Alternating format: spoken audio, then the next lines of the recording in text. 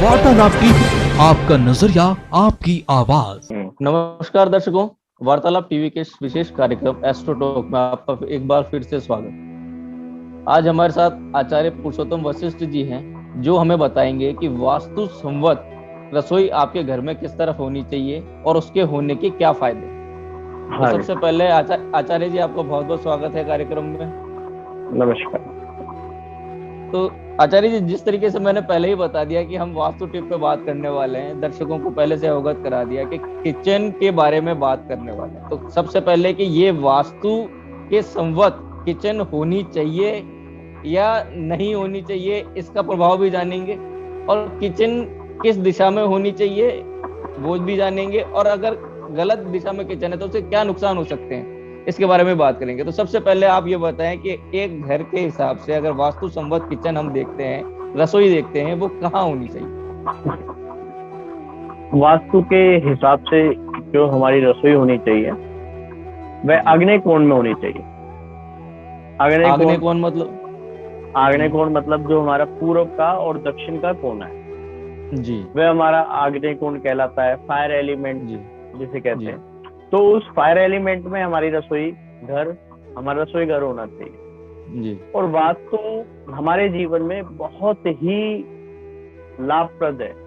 जैसे आज के टाइम में हम कहते हैं ये छोटे छोटे मकान हैं, इनमें वास्तु कैसे होगा, ऐसे वास्तु करेंगे तो कैसे बनेगा। तो वास्तु छोटे मकान में भी हो सकता है,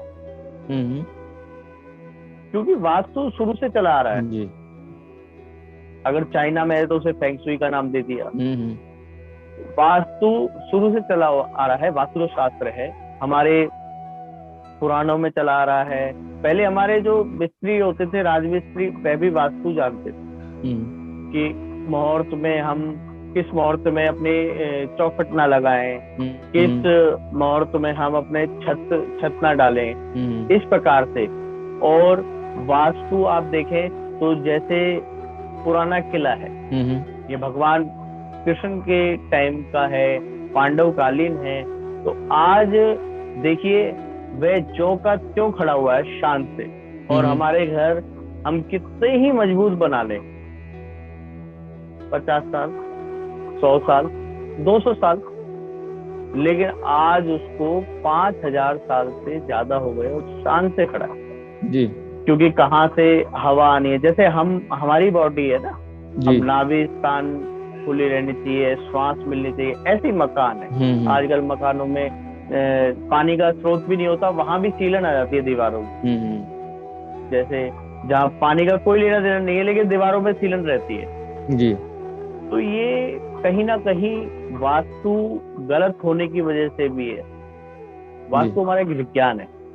तो रसोई जो हमारी है वह फायर एलिमेंट की जगह पे होनी चाहिए, जिसे आग्नेय कोण भी कहते हैं, जो हमारा पूर्व और दक्षिण का कोण है जी। और अगर किसी की रसोई गलत है तो उस गलत को सही करें।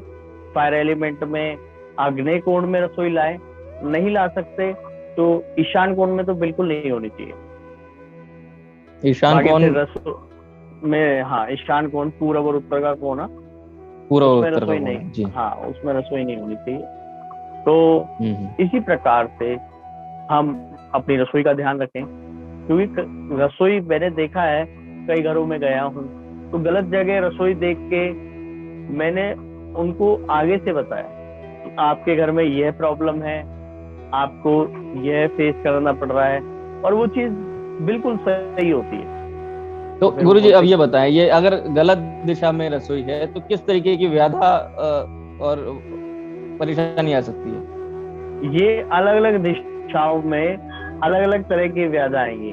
जैसे कि अगर आग्नेय कोण में है तो बिल्कुल सही है, और नैऋत्य कोण में है तो रसोई कम यूज होगी। अब कम यूज का मतलब या तो बाहर से खाना आ रहा है, या मतलब आपकी रसोई में नहीं बन रहा।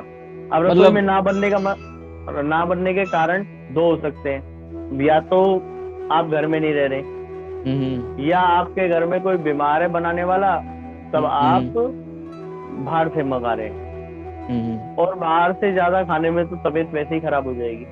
बिल्कुल। हाँ जी, इसी प्रकार से कई कोने ऐसे हैं जिसमें नुकसानदायक है। सबसे बढ़िया जो रसोई का कोना है वह आग्नेय कोण है, पूर्व और दक्षिण का। इसमें आप रसोई रखें और अपने बेहतर जीवन की कामना करें। अच्छा आचार्य जी, एक बात ये हो रहा है कि क्या रसोई के अंदर जो भी पका रहा है, जो भी खाना बना रहा है, उसके मुख का किसी दिशा में, पर्टिकुलर किसी दिशा में होने का भी कोई महत्व है क्या, कि पूर्व में होना चाहिए या दक्षिण में अगर है तो किस? पूर्व में सबसे बढ़िया है जी, सबसे बढ़िया पूर्व में है, क्योंकि जैसा हमारा मन होगा ना खाना बनाते वक्त, भोजन बनाते वक्त, वैसा ही उस भोजन में गुण आएगा। आप जल है, जल को आप गिलास में रखिए तो वो गिलास के आकार का हो गया, आप लोटे में रखिए लोटे के आकार का हो गया। तो इसी प्रकार जिस प्रकार से हम मन से भोजन बनाएंगे तो उसी प्रकार से वह भोजन अच्छा बनेगा और हमें उसी प्रकार से गुण देगा। जी।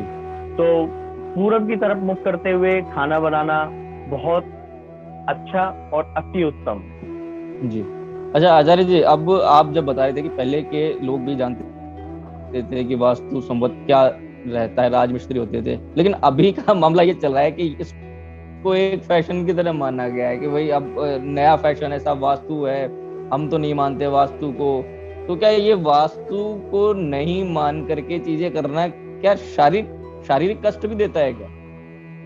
ये शारीरिक कष्ट देता है, ये मानसिक कष्ट देता है, हेल्थ और वेल्थ दोनों से ही नुकसान देता है। और चाहे आप फैशन के तरह से करिए, लेकिन अगर आप वास्तु रूपी घर बना रहे हैं, क्योंकि घर बार बार नहीं बनता।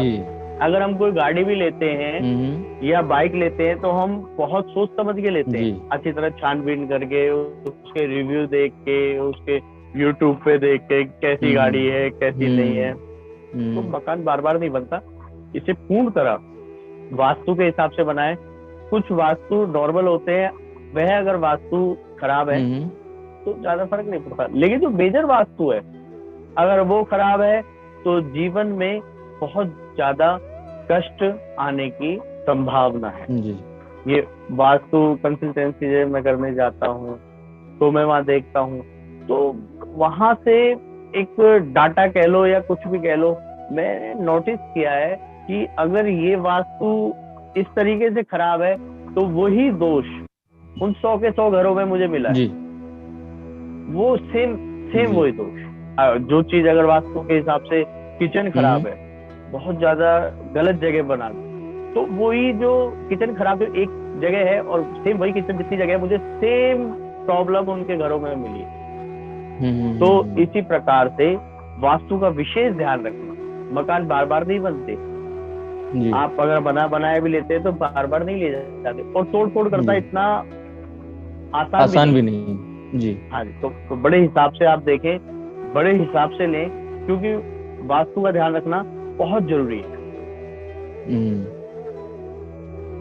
तो दर्शकों, उम्मीद करते हैं कि ये वास्तु टिप आपके लिए बेहद कारगर साबित होगी, क्योंकि कहते हैं ना, जैसा खाया अन्न वैसा हुआ मन। तो आपकी अगर किचन बहुत सही जगह पे है, किचन का बनाने वाले का मुख भी सही दिशा के अंदर है, तो वो भोजन आपके लिए बहुत ही उत्तम होएगा। अगर आपको भी वास्तु कंसल्टेंसी चाहिए, आचार्य जी से कंसल्टेंसी चाहिए, तो आप आचार्य जी से संपर्क कर सकते हैं। आचार्य जी का नंबर आपके मोबाइल स्क्रीन पर फ्लैश होता रहेगा। तो आचार्य जी, बहुत बहुत धन्यवाद कार्यक्रम में आने के लिए और ये विशेष वास्तु टिप देने के लिए।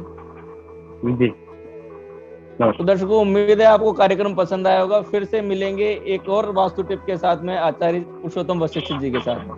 बहुत बहुत धन्यवाद। Subscribe to our channel by clicking the subscribe button. Click the bell button and enjoy the latest uploads from our channel.